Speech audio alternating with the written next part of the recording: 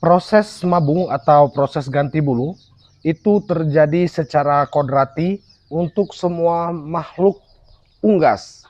Bisa jadi burung, bisa jadi ayam, atau apapun itu secara alami dan secara periodik akan terjadi.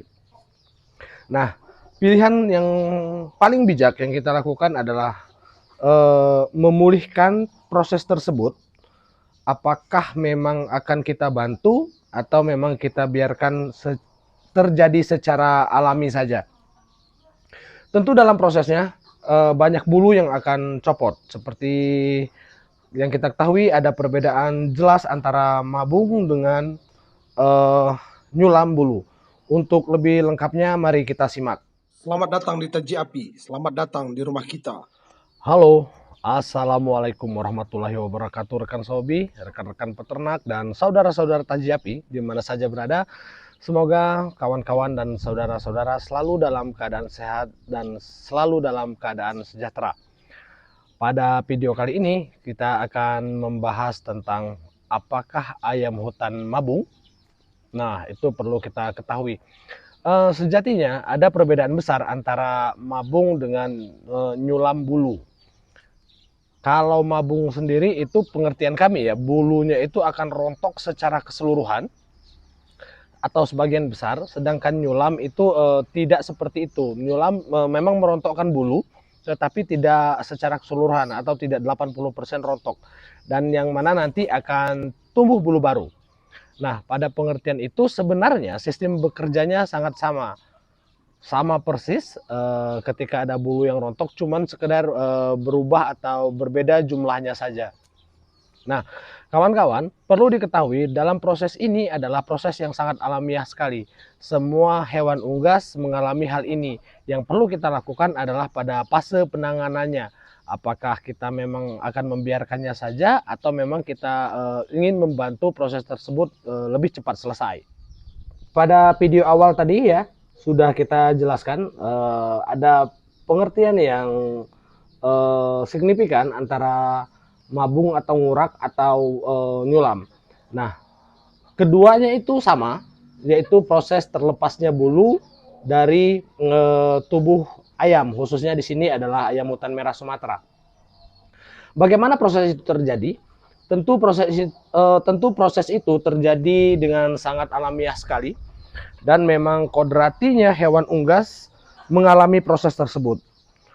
Kita sebagai peternak bisa memahami itu sebagai hal yang biasa saja, tetapi pada kondisinya atau proses berjalannya itu bisa menjadi sedikit mencemaskan karena ada beberapa masa atau fase proses mabung atau nyulam ini sangat lama sekali pulihnya. Nah, itulah yang akan kita bahas. Kenapa itu bisa terjadi sangat lama dan bagaimana cara penanggulangannya. Selama di Taji Api Farm sudah banyak ya atau beberapa ekor ayam yang mabung dan berganti bulu. Itu prosesnya sendiri sangat normal sekali ya. Maksudnya waktunya itu sangat normal sekali. Karena banyak lagi bulu-bulu yang mulai tumbuh dan bulu-bulu halusnya pun juga sangat bagus sekali ketika tumbuhnya, tidak ada yang maksudnya menjadi kering atau tidak juga terlalu lemas. Nah, yang perlu kita pahami adalah ketika proses mabung itu terjadi, penanggulangan apa yang harus kita lakukan. Kalau kami di Taji Api Farm tidak ada penanggulangan istimewa, ayamnya tetap seperti ini saja. Kadang ada beberapa yang kami lepas. Mungkin untuk kawan-kawan yang lain juga memiliki treatment lain ya. Makanya di awal video saya bilang bahwa kita hanya berbagi cerita dan berbagi pengalaman saja. Proses terjadinya atau proses penanggulangannya maksud kami adalah ketika ayam sudah mulai merontokkan bulunya atau sudah banyak melepaskan bulunya. Yang paling penting kita perhatikan adalah jenis makanan yang dikonsumsi oleh ayam.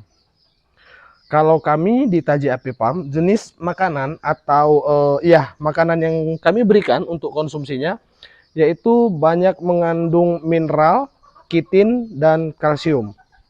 Tentu di sini karbohidrat juga tidak bisa kita lupakan ya.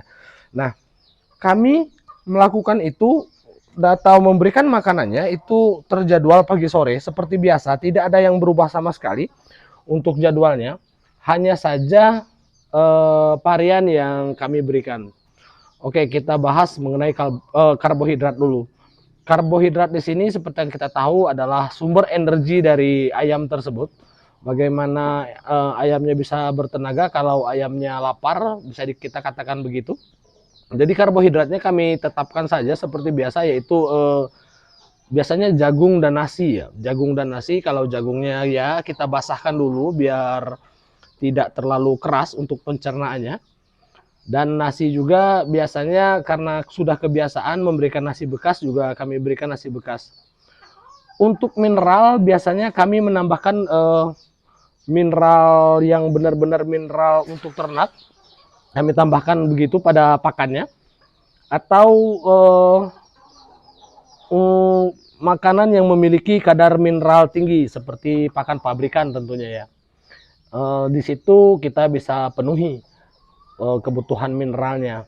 Kalau untuk kitin sendiri ada beberapa yang sifatnya kami tambahkan secara eksternal, tidak kami dapatkan pada makanan pabrikan, yaitu udang kering, tapi jumlahnya sangat sedikit sekali. Udangnya dikeringkan dulu terus kita tumbuk, kalau bisa kulitnya saja, jadi bisa dikatakan tepung udang ya, hanya sekedar untuk memenuhi kebutuhannya terhadap unsur kitin.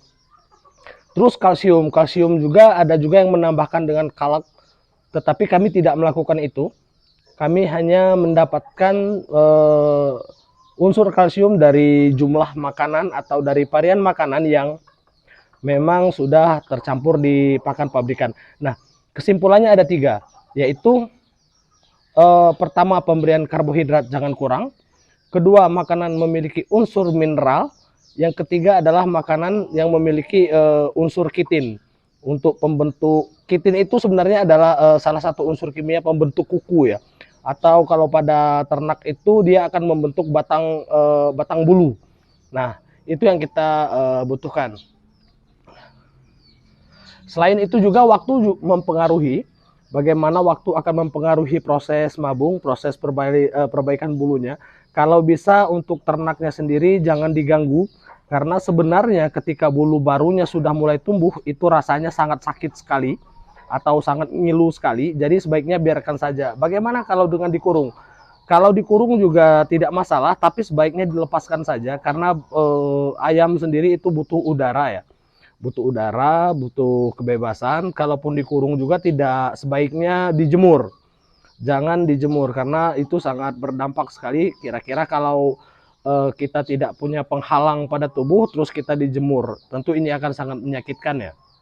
Itu saja kawan-kawan, video berbagi cerita, berbagi pengalaman kita tentang ternak ayam. Pada kesempatan ini khususnya adalah ayam hutan merah Sumatera. Tidak ada kesan untuk menggurui atau untuk mengajarkan, hanya sekedar berbagi informasi saja. Semoga ini menjadi manfaat untuk kita semua. Salam untuk keluarga, salam hangat membara dari kami Taji Api. Assalamualaikum warahmatullahi wabarakatuh.